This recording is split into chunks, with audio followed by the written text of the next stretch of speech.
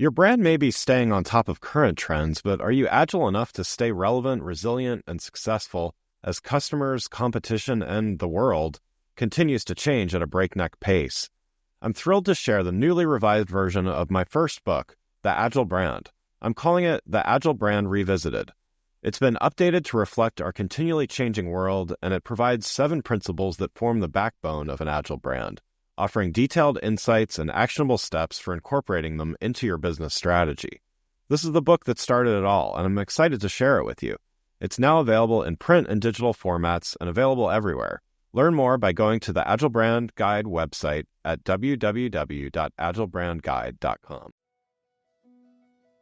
Welcome to Season 5 of the Agile Brand with Greg Kihlstrom, where we talk with enterprise and technology platform leaders about the people, processes, and platforms that make marketing and customer experience successful, scalable, and sustainable. This is what creates an agile brand. I'm your host, Greg Kihlstrom, advisor and consultant for Fortune 1000 marketing and CX leaders and teams as principal and chief strategist at GK5A, and best-selling author, keynote speaker, entrepreneur, and Agile certified coach. The Agile Brand podcast is brought to you by TEKsystems, an industry leader in full-stack technology services, talent services, and real-world application. For more information, go to teksystems.com. To sign up for the Agile Brand newsletter and get the latest insights and articles on marketing technology and CX, or to purchase a copy of my latest book, House of the Customer, go to gregkihlstrom.com. You can also find all my books on Amazon and other retailers. And now on to the show. Last holiday season, and even most of last year, it was hard to escape stories about how the supply chain was causing difficulties for retailers as well as their customers.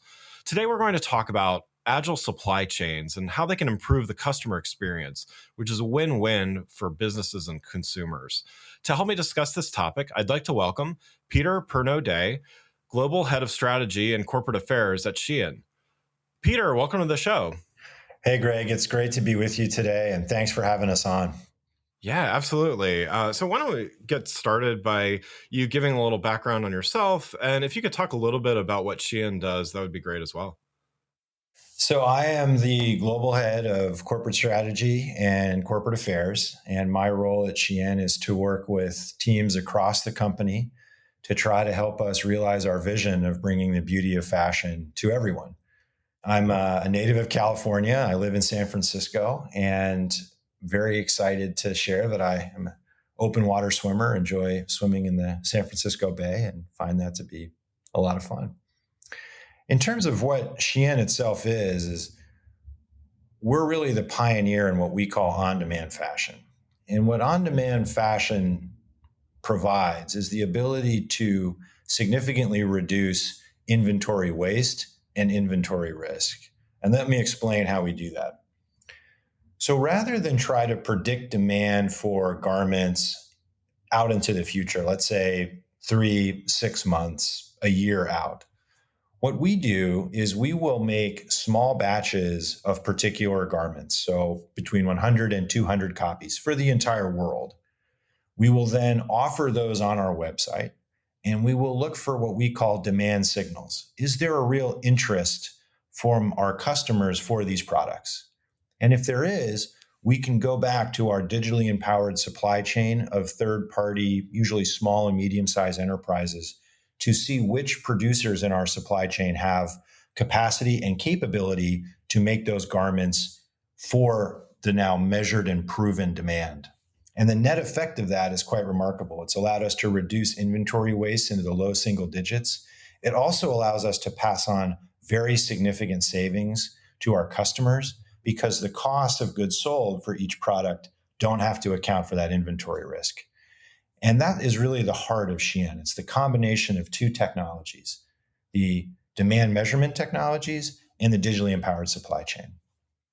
Great. Thanks for that background there. So great intro to what we're going to talk about today, which is agile supply chains, and really how agile supply chains are a win for the customer experience. So you touched on this a little bit in your intro, but let's start by talking about the challenge. And there can be a lot of waste in the fashion industry. Those that pay attention to that surely have read some articles and things about that. And it's often due to creating high volumes of products that may or may not meet consumer demand to the tune of roughly $160 billion a year worth of excess inventory. In a world that's awash in data, why is this still the case for so many brands? As a pioneer in the on demand model, I think that our approach has been to take the demand measurement technologies, which have existed for some time, and also the ability to link that to this digital supply chain, were really products that we built from the start. As we founded the company, the idea was let's see if we can empower everyone to self express through their clothing. We call that being able to participate in the beauty of fashion. And in order to do that, we needed to have a ability to respond to customer interests as they changed. Fashion's a dynamic industry, tastes are changing, product preferences are changing. And so, in order to meet that vision of being able to empower everyone to express themselves, we really wanted to build a flexible, dynamic, high speed company. And that is what we've been able to do through this on demand model. I think that other companies are starting to catch on to this. And I think that the digital revolution in supply chains, the ability to work closely with customers, the ability to respond to customer preference in a more flexible way, all of those things are starting to emerge in the industry. And we're proud of the fact that we really pioneered it. We are one of the first, if not the first company to do this at the speed and scale at which we do. Yeah, so let's talk about how that, how that kind of came to be. So, as we've been talking about already, Shein designed and this on-demand business model that not only creates efficiencies for the business, but it also, it's customer friendly. It reflects the trends that customers are seeking in real time and without some of the waste that I mentioned earlier. So starting at the beginning, was building an agile supply chain something that Shein was founded on, or were there just, how did that kind of come to be? Were there early insights that kind of pointed in this direction? So when the founders got together and were animated by this vision of how do we empower people to self-express? How do we kind of break through the traditional layers and gatekeeping that exists in fashion? And I think the idea that they happened upon, which was quite revolutionary, was the marriage of these technologies that I've been talking about. Yeah. And I think that that allowed us to, from the start, have the flexibility and agility to engage multiple different suppliers to meet multiple different tastes, preferences, design styles, and do that quickly and flexibly. But I would like to, sort of step back a little bit because I also think that one of the things that sets us apart is while there is tremendous value in digital and we have leveraged that very successfully, there's also a component of this that requires us to engage directly with our suppliers in a more personal way, in an analog way, if you will. And I think that is another aspect of our business, which is not well understood or maybe not well known, is that we invest heavily in our suppliers on the analog level. We're providing new facilities, we're providing supplier employee training. We introduce them to new technologies like digital thermographic printing, digital cutting. And we're really looking at ways to build an ecosystem, a community or a partnership, if you will, around our supply chain. And so I think Yeah. all of that kind of reflects our entrepreneurial spirit. Like, let's find these small and medium sized producers. Let's digitally empower them. Let's link them together. Let's work with them. And I think that's something that occurred organically as we built the business. And so, to answer your question, yeah, I do think that we have had this from the start. And I think it was part of our idea on what the company should be. Yeah. Yeah.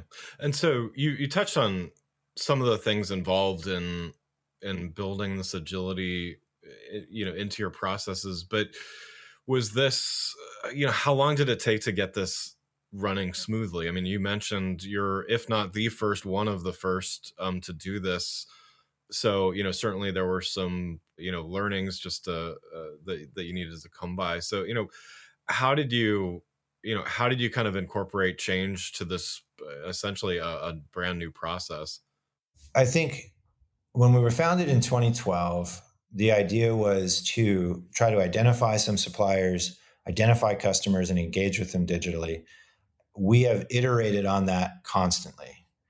And I think that is another hallmark of our business, is this real commitment to evolving, this sort of passion to experiment, to test and learn, to see what's working. And so we've been very successful, and we're so grateful to our customers for coming with us on this journey. But I think we aren't really standing still. So we're looking at new ways of empowering our supply chain. We just announced a major $70 million investment in what we call the Supplier Community Empowerment Program, which is aimed at providing capital to our suppliers to engage in some of these activities and projects and upgrades that we were talking about. And so I think that we're constantly trying to evolve that capability, to improve that capability, to be more and more customer led, if you will. Yeah. And so I think that there's a cultural ethos that we have as a company that really puts the customer first and drives us to try to meet that customer where they're at. What kind of insights and data and customer metrics do you use so that you can be so nimble? I mean, I know it's often related to sales data, but you mentioned some, initial indicators, like maybe without giving away the secrets or whatever. What are you looking at as far as, how do you measure success of the process and of the agility of your supply chain? At the highest level, Greg, what we're looking for is something I call the demand signal. And the demand signal is a proxy for customer intentionality. Yeah. The customer has a vision for what they want. They have a vision for how they want to self-express. And what we need to do is identify that, and using our proprietary techniques and really the 10 years in which we've been in business, we've been refining this, is determine if that intentionality is actually associated with demand. And we do that across our platform. And so we're looking at and interacting with, almost as in a conversation with our customers, about what types of products they're interested in, what types of products they're not interested in. And we extrapolate from that demand signal very solid projections on how much a particular product is going to sell. And then we can take that back to our supply chain and produce to meet that actual demand. And I think our inventory levels being so low reflect to the success of our measurements. So we are doing, I think, a very strong job in identifying demand signals, and B, translating that back to our supply chain. Before we continue, I want to tell you about the upcoming AI4 2023 conference, August 7 through 9 in Las Vegas at the MGM Grand. AI4 2023 brings together business leaders and data practitioners to facilitate the responsible adoption of artificial intelligence and machine learning technology. The conference features leaders from brands like Amazon, JP Morgan Chase, CVS, Estee Lauder Companies, UPS, New York Life Insurance, United Healthcare, and many more.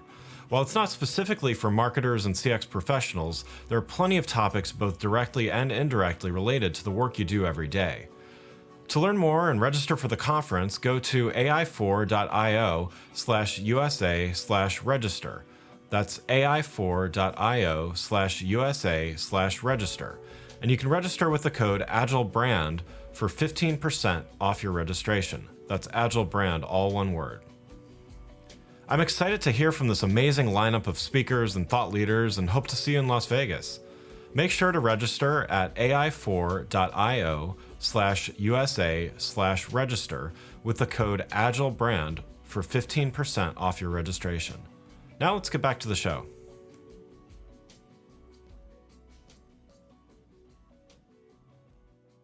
And so you mentioned that some other companies are starting to catch on, maybe following suit, but what's preventing those that are still kind of doing things the old way, and even though they probably know better and they're seeing some of the benefits and just the reduction in waste, if nothing alone. What's preventing some of these other lagging brands from following suit?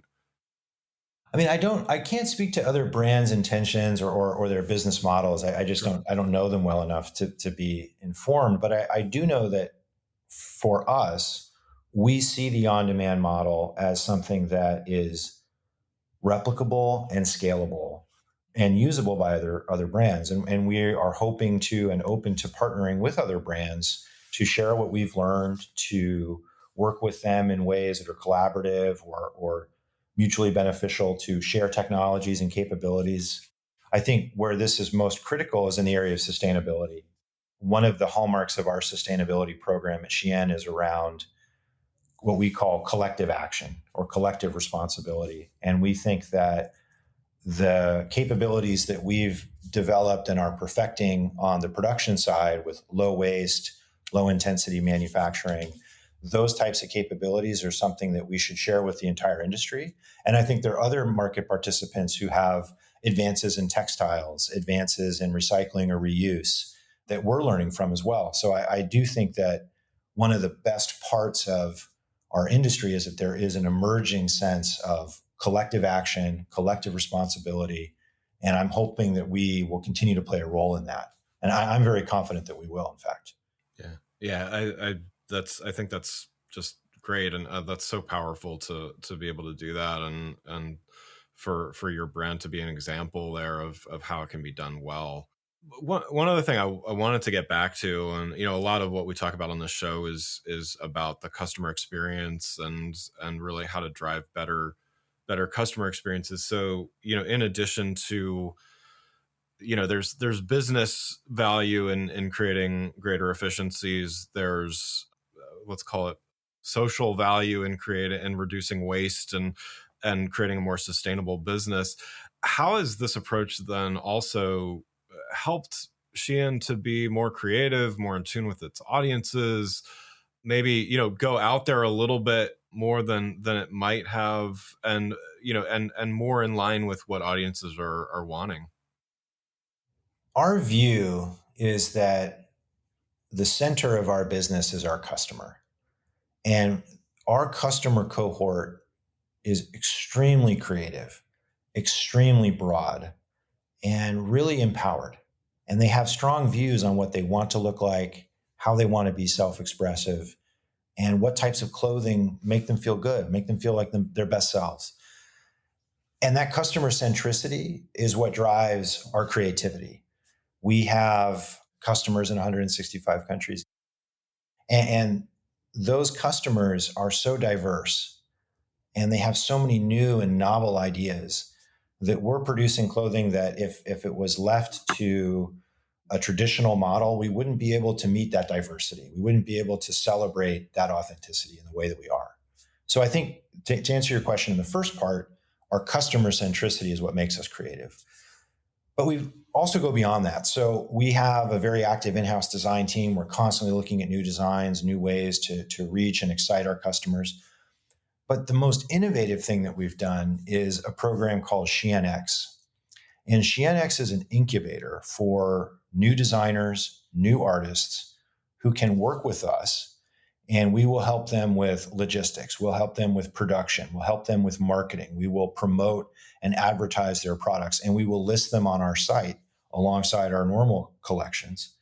And this is a way for new designers, new artists to bring forward their vision, their voice in a way that is safe, it's empowered, it's easily accessible. And so some of the traditional barriers to designers, some of the traditional barriers to artists seeking to move into the fashion industry have been removed. And the creativity that spawns is remarkable. We did our first ever global SHEINx summit in Los Angeles, and we had several collections from several of our SHEINx designers. We had at least 50 designers at the summit. And to see the breadth of their vision and the uniqueness of their ideas and to be able to bring that to light, I think is something that's really becoming more and more a hallmark of our company and reflects our founders' entrepreneurial vision. Yeah. Back to the small and medium enterprise. Here we have small and medium sized designers empowered and equipped to go out and really be the next big thing. Yeah. Wow. That's really interesting. And yeah, the diversity, it sounds like the diversity is enabled by the agility of the supply chain, and all of that then ties into just a better customer experience. When a customer sees things that are relevant to them, and things, it seems like it's kind of it's a full circle there. Would you say? Yeah, I think so. I think that the most dynamic systems and the most agile systems are systems that are responsive and flexible to change. Yeah. And when we talk about agility, or at least when I talk about agility, what we're thinking about is how do you identify an input? How do you orient yourself to that input so that you can react successfully? Yeah. And the more and better you are at reacting to those inputs and the faster you can do that, we think the more successful a company can become. And we, through this on demand model we've pioneered, are able to be quite agile. Yeah. Yeah. So do you see this agility and the agile supply chain? Is this the future of e-commerce? And what do you also see next as SHEIN continues to innovate? So I think down the road, we're looking at a couple of strategic projects. So I think one of the largest is what we call localization. Yeah. We feel that in order to continue to be customer led and customer centric, it's really important to be in the geographies where our customers are located. We've invested very heavily in the United States. We have a Los Angeles headquarters. We have a major distribution center in Whitestown, Indiana. We've got a smaller operation in Washington, D.C. And what that does is it brings together individuals who are familiar with the US market, who have, in some cases, decades of working in the US fashion industry and our understanding of what US customers are interested in. And that allows us to further refine and tailor our offering. It also allows us to bring distribution into the United States in a way that speeds up deliveries, it reduces the carbon footprint of the company, and it really allows for the customer experience to be, I think, elevated. And so I think that's an area where you're going to see a lot of growth. To give you a specific example, we've just announced a major initiative, over $100 million investment into Brazil to start doing local manufacturing with suppliers in Brazil to really build up a marketplace in Brazil so that Brazilian customers can interact with Brazilian suppliers, and we will have a sustained ecosystem within Brazil. And I think that's something that those two projects really reflect this localization strategy. And I think that's something that we're excited to see continue into 2023, 2024. Yeah. Great. I think another area where we're really focused, and we touched on this a little bit throughout the conversation, though, is sustainability. And we really see sustainability as a very important driver of our business. We think that the efficiencies that we've gained and some of the efficiencies that we hope to gain as we continue on our journey are actually net positive from a business perspective. They're net positive from a customer perspective. Customers are getting products that they can be very confident in and feel good about. And it's also good for the collective. I talked a lot about collective resilience and collective responsibility and sharing. I think those are all areas where we as a leadership team are really focused going into 2023 and 2024. So I'm excited to see some efforts there. I think the last thing, and this is just more of a personal one, but we've just announced a partnership with FIDM, the Fashion Institute of Design. And FIDM is this great school that has so many talented students. And we've created a scholarship program where we'll be giving up to $40,000 in scholarships to individual designers for them to participate in the SHEIN program we were talking about.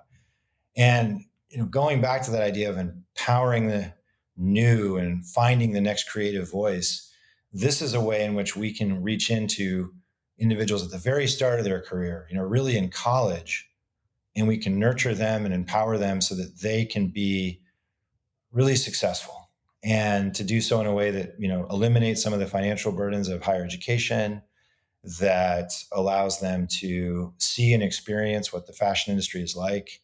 So I'm personally really excited about the FIDM partnership, and I'm looking forward to seeing more of those types of relationships develop over the course of this year. Yeah, that's great. Yeah, no, exciting stuff.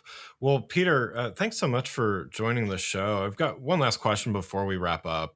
For those listening and, maybe not even in fashion industry, they could be in completely different industries, but still, focused on supply chain. And, what's a piece of advice that you would have for another brand that might want to build an agile supply chain as they navigate the months ahead? That's a really thoughtful question. I think the best piece of advice I can give to brands is to think small before you think big, to look at your supply chain and your partnerships and your vision, and really trying to build out a platform where you can test your business to find product market fit before you scale. And I think that's something that we have done quite well, and I really encourage others to look at that. So to sum it up, think small before you go big. Wonderful. Yeah, love it. Greg, we really enjoyed speaking with you today. Thank you so much for having us on the podcast. Yeah, great to have you. Well, again, I'd like to thank Peter Pernot-Day, Global Head of Strategy and Corporate Affairs at SHEIN, for joining the show. You can learn more about Peter and SHEIN by following the links in the show notes. Thanks again for listening to the Agile Brand with Greg Kihlstrom podcast, brought to you by Tech Systems. If you enjoyed the show, please take a minute to subscribe on your podcast channel of choice and leave us a rating so that others can find the show more easily. You can access more episodes of the show at www.gregkihlstrom.com. That's GREGKIHLSTROM.com. To get a copy of my latest book, House of the Customer, visit my website, or you can find it on Amazon or other retailers. The Agile Brand is produced by Missing Link, a Latina-owned, strategy-driven, creatively fueled production co-op. From ideation to creation, they craft human connections through intelligent, engaging, and informative content. Until next time, stay agile.